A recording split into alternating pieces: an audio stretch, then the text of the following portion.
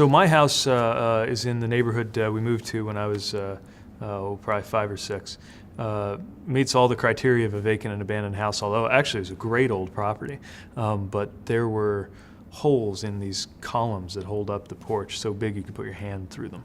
I think another couple of years and the place would have been toothpicks. It was going to go. And I watched this property in my neighborhood just continue to decline, and I waited for the price to get to where I could do something about it. I wish I could do that to every house in the city, but we got more than 1,000 like that, and the job doesn't pay that well. So we got to find other ways to deal with these properties. But it is personal. I mean, that feeling of taking a structure that's got a great history. My house is more than 100 years old, and nursing it back to health is a great feeling. And I think if we can do it for a house, we can do it for some of the largest structures in our community. A lot of them did have to come down, and sometimes you have to be dispassionate about the need for some properties to move on. But we have right now an 800,000 square foot Studebaker factory on the south edge of downtown that is only there because it was probably too expensive to blow up.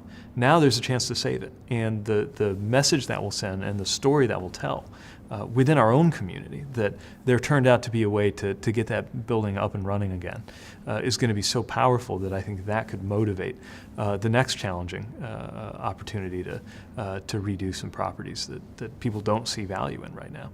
It turns out that South Bend actually has a real gift for taking things and turning them into new things.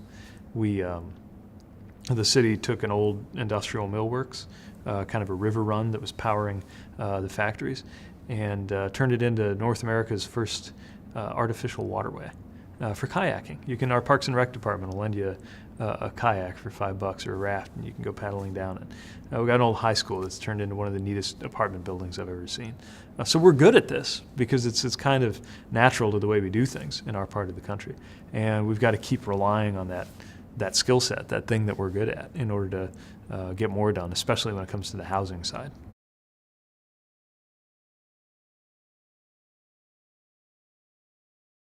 Well, first of all, just making sure you have good information. So if you looked at our database when I came in, our database was manila folders. You walk into the code department and it's stacks of paper. It's still that way to a large degree, but we're changing. We're changing to get out ahead of the times because we need better information so that we can make strategic decisions. So part of it has to do with just data, just knowing what the dimensions of the problem are.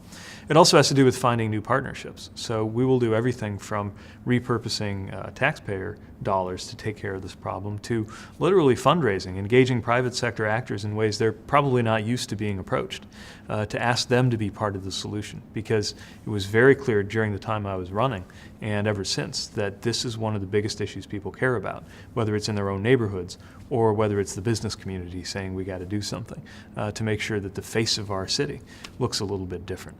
You can't have one after another vacant and abandoned properties on the road between downtown and the airport and not expect that to affect the impression that we make on everybody, from people who are visiting town for a football game to people who are considering an investment decision that could affect our community. We got to put our best face forward, and in physical terms, there's no more immediate example of that than dealing with these properties.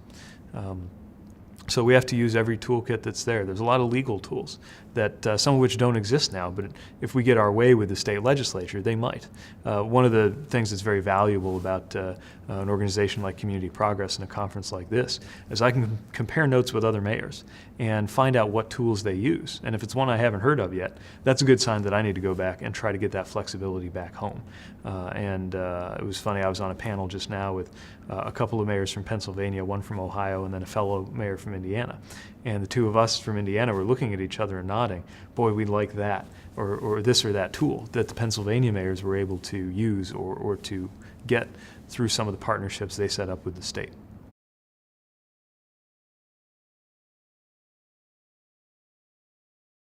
Well, for one thing, when a bunch of mayors get together and go before the state, or federal government even, and say, hey, we need this flexibility, we need this different.